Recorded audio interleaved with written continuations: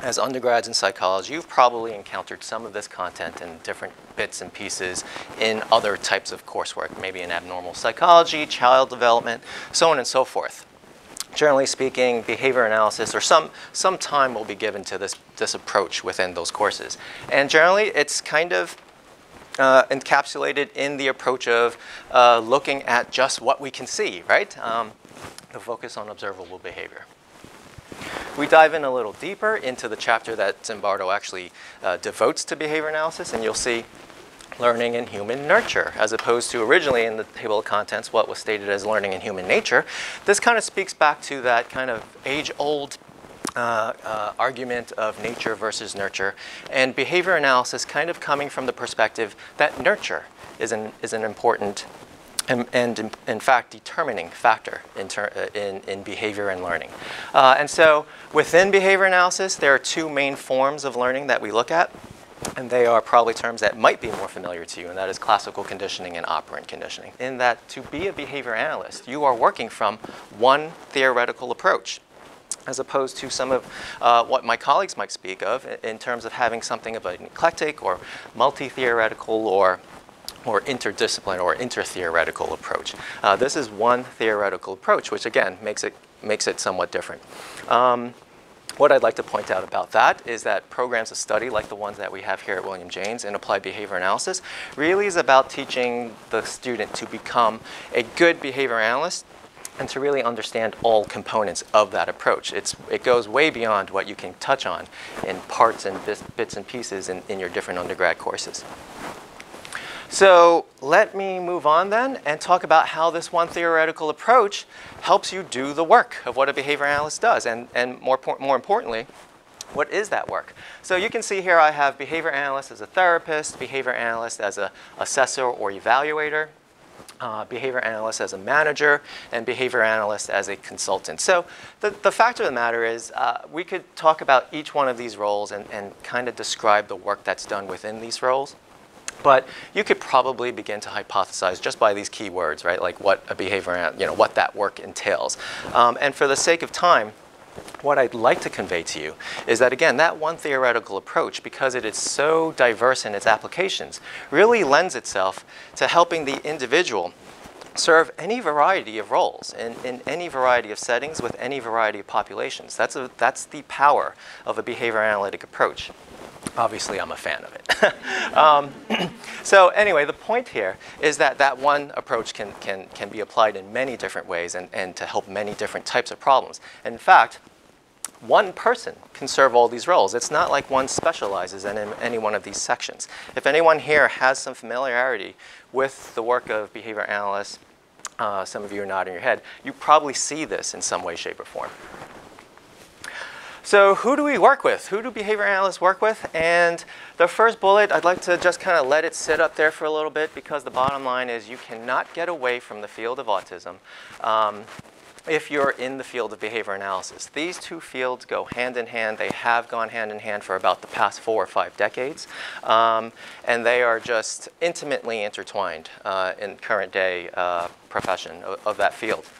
So as autism has changed over the past several decades, and we're not spending time to talk about that, that's an entire coursework of material, but behavior analysis has gone with it. And the primary reason for that is that behavior analysis is the one single evidence-based approach that is essentially now the treatment of choice for people with autism, young children, adults, adolescents, so on and so forth. So I have autism and related developmental disabilities. What's interesting is that as autism has changed over the past several decades, applied behavior analysts are now finding the opportunity to work with other populations.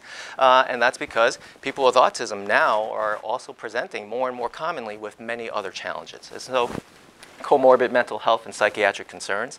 Many years ago, and I mean decades ago, you would have an individual with autism present with a wide array of problems, whereas nowadays, that same person might have multiple diagnoses. More importantly, it's the full range of behavioral needs. And so while the field of autism has kind of taken applied behavior analysis as its treatment of choice, what behavior analysts do is focus on behavior, not labels. And so we happen to primarily work with children with autism, but honestly, for those of us in the field, we're just waiting for our opportunities to work with other populations. I should talk to my colleagues here about some of that. But again, the full range of behavioral needs is really what we're focused on, and the label of the individual is actually the least important thing.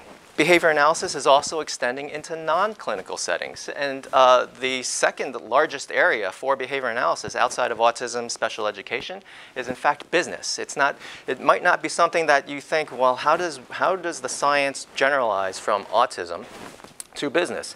Again, remember, this is about behavior. It's behavioral needs and why or how people do things, what motivates them, and how we can improve the environment to improve behavior. And tell me that couldn't apply to anything that you can think of, right, in terms of human needs or the social situation. And so if you're an employer and you've got a horrible turnover, or you want to train your staff to do better or whatever, and issues like that, then behavior analysis has a lot of things to say and helpful things. Interestingly enough, the final bullet there is about community involvement, and it's about broader applications. So there is a social significance to apply behavior analysis. So finally, what I'd like to finish off with is how do you become a behavior analyst? Not surprisingly, two things: education and experience. Okay, so minimally you need a master's degree. That's probably not that much of a surprise. And not surprisingly, also with similar to other disciplines, a PhD for kind of different types of roles: higher level academia, upper level administration, clinical supervision types of roles. And then finally experience, which I'll just lead into my last slide, and that is the professional credentials that lets you do the work of a behavior analyst. And so what lets you do the work is a license. So a licensed applied behavior analyst is what it's called here in Massachusetts. But how to get it, I will point you to the certification. And that's because the certification has existed long before the license, at least by a couple of decades. And it's those requirements that basically state by state, they typically kind of just take that credential as the prerequisite to becoming a licensed applied behavior analyst. So it's things like what we have here in the Master of Arts program at William James. The coursework sequence is designed to meet those minimum requirements for certification, and you'll find for myself as well as my colleagues here that in our programs there is a field work or experience requirement which also addresses these credentialing needs.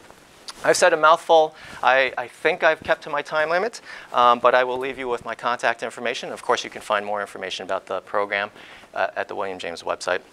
I'm also happy to answer any questions about applied behavior analysis or the program.